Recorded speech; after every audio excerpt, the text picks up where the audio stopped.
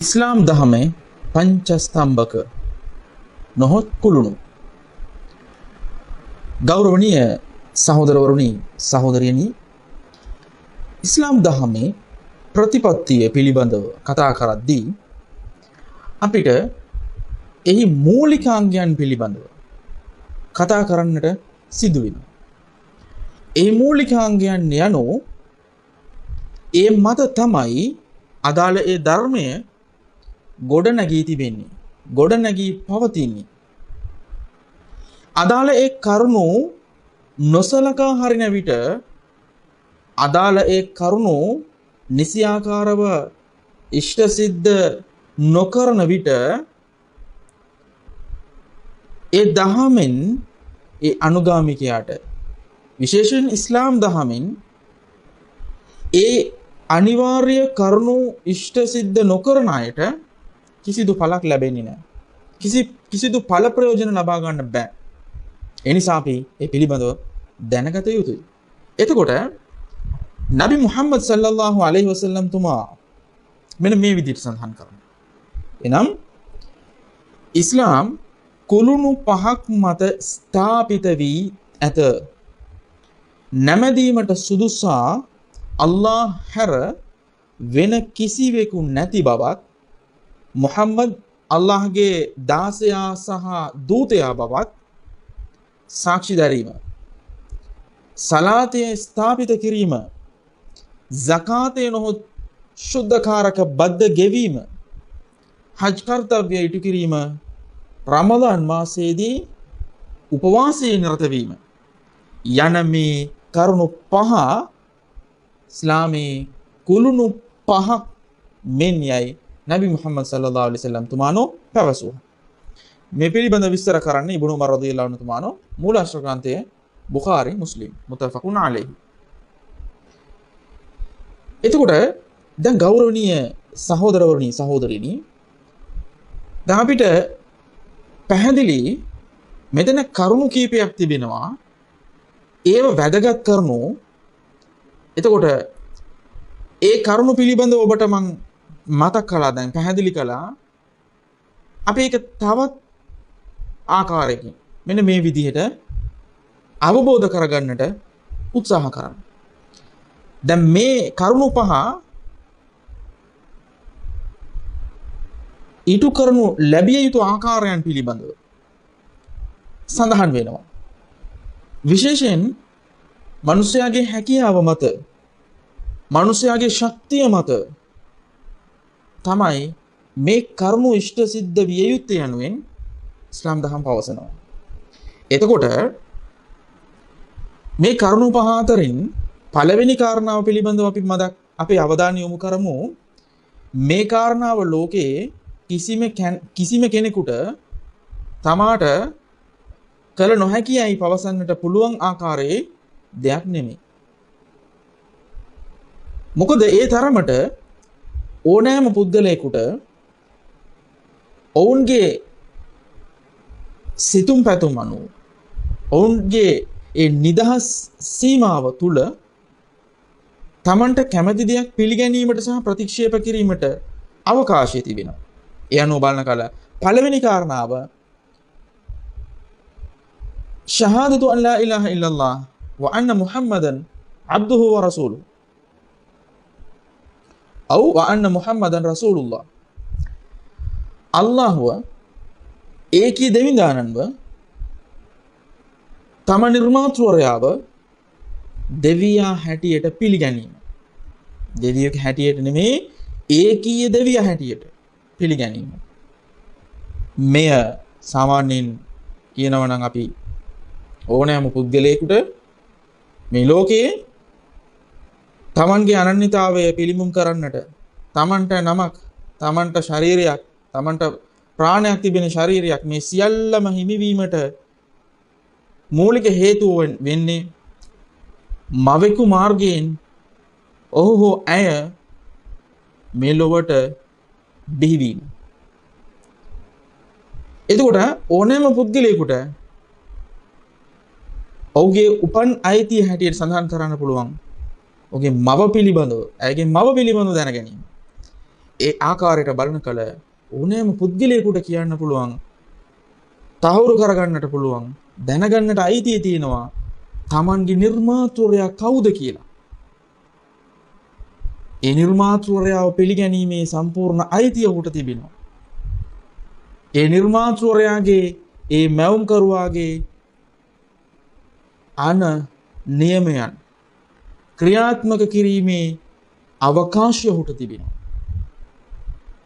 එතකොට ශහාදතු අන් ලා ඉලාහා ඉල්ලල්ලාහ් යනු ඒකීය දෙමිදානන්ව හැර අන් කවර දෙවියෙක් හෝ දේවත්වයෙන් සලකන්නට හැකි කිසිම දෙයක් නොමැති බව සාක්ෂි දරින්න. මෙතනදී ඔබ යමක් අවබෝධ කරගන්න ඕනේ. ඒ තමයි ඔබ පිළිගන්න දෙවිය සහ ඔබ ප්‍රතික්ෂේප කරන දෙවිවරු දිහා බලන කල මෙය අලුත් දෙයක් කියලා ඔබට හිතන්නට නැහැ. මොකද ඉස්ලාම් දහම තුලින් මේ සංකල්පය විශ්ලේෂණය කරනු ලබන ආකාරය දිහා බලනකොට ඒකෙන් කියවෙන්නේ ඔබේ නිර්මාතෘවරයා, ඔබේ ආරක්ෂකයා, ඔබේ පරමාධිපති දෙවියා කවුද? ඔබේ නිදහස් නිර්වුල් මනසින් ඔබ හිතන්න. කවුරුන් විය හැකිද? කවුරුන් විය නොහැකිද? ඒ ලෙස තහවුරු කරගත්තට පස්සේ ඒ දෙවිඳුන්ව තමයි ඔබ පිළිගන්නේ. එවන් වූ පරමාධිපති දෙවිඳුන් හැර වෙන කිසිම දෙවියෙක් නොමැත. යනුවෙන් සාක්ෂි දරන අතර මුහම්මදුන් රසූලුල්ලාහ්, මුහම්මද් යනු අල්ලාහ්ගේ අවසන් ධර්ම ශාස්ත්‍රය වන්නේ යනුවෙන් සාක්ෂි දරීම. එතකොට මෙම කාරණාව ඉස්ලාම් දහම තුල මූලික කරුණු අතරින් පළවෙනි ස්ථානය ලබාගෙන තිබෙනවා. මේ කාරණාවට එකඟ නම් පමණයි ඊට පස්සේ මා පවසන්නට යන කරුණු කාරණා ඔබට අදාළ වෙන්නේ. ඔබ මේ වචනය කීමෙන් පමණක්ම ස්වර්ගය අපේක්ෂා කරන්නත් බෑ. ඊට පස්සේ මා පවසන ඒ කරුණු 4 පිළිබඳවත් ඔබ සැලකිලිමත් වෙන්න ඕනේ. එකින් එකට බැඳුණු ඉතාමත්ම වැදගත් වූ කරුණු තමයි මෙතන කියවෙන්නේ. ඒ අතරින් පළවෙනි කාරණාව සාක්ෂි දරීම, පිළිගැනීම. සාක්ෂි දරීම, පිළිගැනීම. පිළිගැනීමට කලින් තහවුරු කර ගැනීම. ඒ පිළිබඳව සොයා බැලීම, ඒ පිළිබඳව ප්‍රශ්න කිරීම. ඒ සියල්ල හමුවේ ඔබේ හදවත එකඟ නම් ඔබට පිළිගන්න පුළුවන්. පිළිගත්තා නම් මේ මුවින් ඔබ ප්‍රකාශ කළ යුතුයි. මේ මුවින් ඔබ ප්‍රකාශ කළ යුතුයි. ඒ වගේම තමයි දෙවෙනි කාරණාව සලාතේ ස්ථාපිත කිරීම. වැදගත්කම අතින් මේ ප්‍රතිපත්ති ප්‍රකාශය, මේ ගිවිසුම් ප්‍රකාශය කියපු පුද්ගලයෙකු ඔහු දෙවෙනි කොට ක්‍රියාවෙන් ඔප්පු කර පෙන්විය යුතුයි. දෛනිකව 5 වතාවක් සලාතේ. ඔවුන් පිරිමින් කාන්තාවන් කවුරු වෙන්නට පුළුවන් වැඩි වියටපත් වුණු සියලුම අය දෛනිකව 5 වේල සලාතේ ඉටු කිරීම වැදගත් වූ අංගයක්. මේ දෙවෙනි කාරණාව පසකට දමා ලෝකේ පුරාවටම සිසාරා ඔබ මේ හැරවෙන කිසිම යහකමක් කළත් මේ විදිහට මේ ධර්මයට අදාළ කෙනෙක් හැටියට ඔබට පරිපූර්ණ කුසල් ලබා ගන්නට නොහැකි වෙනවා. මොකද දෙවිඳුන්ගේ කෝණයෙන් දෙවිඳුන් ඔබෙන් අපේක්ෂා කරන්නේ දෙවිඳුන්ව ඒකීය දෙවියා හැටියට පිළිගැනීම. ඒ දෙවිඳුන්ගේ ධර්ම ශාස්ත්‍රයව ධර්ම ශාස්ත්‍රය හැටියට පිළිගැනීම. පිළිගත්තද ඊළඟට දෙවිඳුන් ඔබෙන් අපේක්ෂා කරන්නේ 5 වතාවක් කාලයේ වේලාව වෙන් කරමින් සලාතය ඉටු කිරීම. එයයි ඔබෙන් අපේක්ෂා කරන්නේ. 5 වතාවක් සලාතය ඉටු කිරීම. ඒ වගේම තමයි දැන් මේ සලාතය ඉටු කිරීමට නම් ඔබ කලිමාව කියලා තිබිය යුතුයි. කලිමාව පවසා සිටිය යුතුයි. කලිමාව පැවසූ කෙනෙක් නම් ඔබ සලාතය ඉටු කළ යුතුයි. ඒ තරම් වූ බැඳීමක් එකට තිබෙනවා. දැන් තුන්වෙනි වගකීම දිහා බලන කල zakat ශුද්ධකාරක බද්ද ගෙවීම යන මේ වගකීම අනිවාර්ය වෙනවා මුස්ලිම් අය අතර කාටද කියලා කිව්වොත් හැමෝටම නෙමෙයි. හැමෝටම නෙමෙයි. අනිවාර්ය වෙන්නේ වත්කම් තියන අය, පොහොසත් අය උන්ට පමණයි. ඔවුන් මෙය ඉටු කළ යුතුයි. තමන්ගේ වාර්ෂික ධනයෙන් 2.5%ක් 2.5%ක ඒ ප්‍රමාණය දුගී දුප්පතුන් අතරේ නිසි හරිසි ක්‍රමවේදයක් අනුව බෙදා දිය යුතුයි. මේ අනිවාර්යයි. කැමැතිනම් කරන්න පුළුවන්, අකමැතිනම් නොකර ඉන්න පුළුවන් කියන එක නෙමෙයි. එතකොට බලන්න දැන් පළවෙනි කාරණාව මුළු ලෝකවාසී ජනයාගෙන්ම අපේක්ෂා කරන දෙයක්. දෙවෙනි කාරණාව අපේක්ෂා කරනු ලබන්නේ නම් වූ සලාතය මුස්ලිම් වරුන් අතරින්. තුන්වෙනි කාරණාව මුස්ලිම් වරුන් අතරින් වගේම මුස්ලිම් වරුන් අතර සිටින පොහොසත් අය අතරින් පමණයි. ඊළඟට අපි තවත් ටිකක් පල්ලෙහාට යමු. ඒ තමයි රමදාන් මාසයේ උපවාසයේ නිරත වීම. රමදාන් මාසයේ උපවාසයේ නිරත වීමට නම් ඔබ මුස්ලිම් කෙනෙක් විය යුතුයි. හැබැයි ඔබ පොහොසත් විය යුතුයි කියන කොන්දේසිය නෑ. ඒ වෙනුවෙන් තිබෙන්නේ ඔබ නිරෝගිමත් කෙනෙක් විය යුතුයි. එතකොට නිරෝගිමත් මුස්ලිම් වරයාගෙන් උපවාසය අපේක්ෂා කරනු ලබනවා. තවත් අපි පල්ලෙහාට ගියොත් පස්වෙනි වගකීම හජ් කර්තව්‍ය ඉටු කිරීම. මේ හජ් කර්තව්‍ය ඉටු කිරීමේ මේ වගකීම අපේක්ෂා කරනු ලබන්නේ මුස්ලිම් අය අතර සිටින ධනවත් ශාරීරික අතින් නිරෝගීමත් දෙවියක් ගත කරන සෞඛ්‍ය සම්පන්නව සිටින පුද්ගලයන්ගෙන් පමණයි. එතකොට මේ තමයි ඉස්ලාම් දහම තුල තිබෙන පංචස්තම්භක. මේ දෙවිඳුන් වෙනුවෙන් කොයිතරම් දුරට පුද්ගලයෙකුට අප කැපවී ඉටු කළ හැකිද? ඒ තරම් දුරට ඔහු අප කැපවී ඉෂ්ට සිද්ධ කිරීමට ඉදිරිපත් විය යුතුයි. මොකද ඒ තුලින් තමයි දෙවිඳුන්ගේ කරුණාව දයාව නිසි ආකාරව ලබා ගන්නට හැකියාව ලැබෙන්නේ. එතකොට දැන් මේ වගකීම් පහ පිළිබඳව කතා කරද්දී ඕනෑම කෙනෙක් ඔහු මේ ධර්මයට අදාළ කෙනෙක්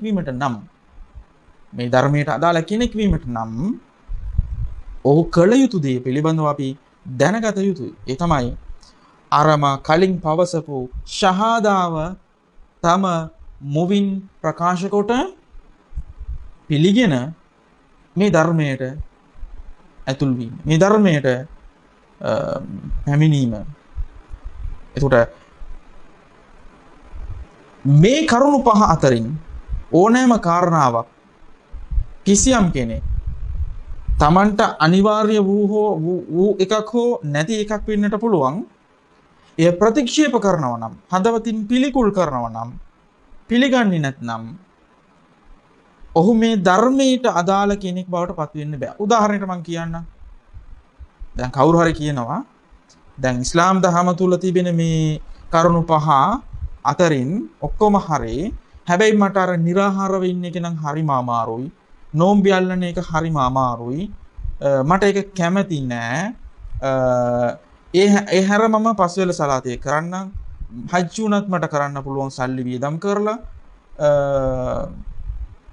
එතකොට සකාත් උනත් ගෙවන්න පුළුවන්. හැබැයි මේ නෝම්බි අල්ලන එක මට අපහසුයි කියලා ඔහු හෝ ඇය ප්‍රතික්ෂේප කරන්නේ දෙවිඳුන් අපිට නියම කරලා තියෙන මූලික වගකීම් අතරින් එකක්. ඔබට නොහැකි වෙන්නේ ඇත්තටම ඔබ ශාරීරික වශයෙන් දුර්වල වෙලා ලෙඩ වෙලා ඉන්නවා නම් ඔබට කියන්න අවශ්‍ය නැහැ මම ඒක ඉටු කරන්නේ නැහැ කියලා. ඔබට ඉටු කරන්න අවශ්‍යත් නැහැ. මොකද වරප්‍රසාද ලැබපු කෙනෙක් ඔබ. නමුත් හදවතින් ඔබ පිළිකුල් කරනවා නම් ඕනෑම දෙයක් මේ කරුණු අතරින් ඔබ මේ ධර්මයට අදාළ කෙනෙක් බවට පත්වීම කියන එක ප්‍රශ්නාර්ථ ලකුණ. එතකොට මේ කාරණාව අපි අවබෝධ කරගමු. මේ පිළිබඳව අපි ගැඹුරට හැදෑරීම සඳහා අවස්ථාවක් ඇති කරගමු. දෙවිඳුන් අපි සියලු දිනාටම යහපත පහසුම සහ කැමැතිම එකක් බවට පත් කරත්වා. අල්ලාහුම්මා ආමීන්. අස්සලාමු අලයිකුම් වරහ්මතුල්ලාහි වබරකාතුහු.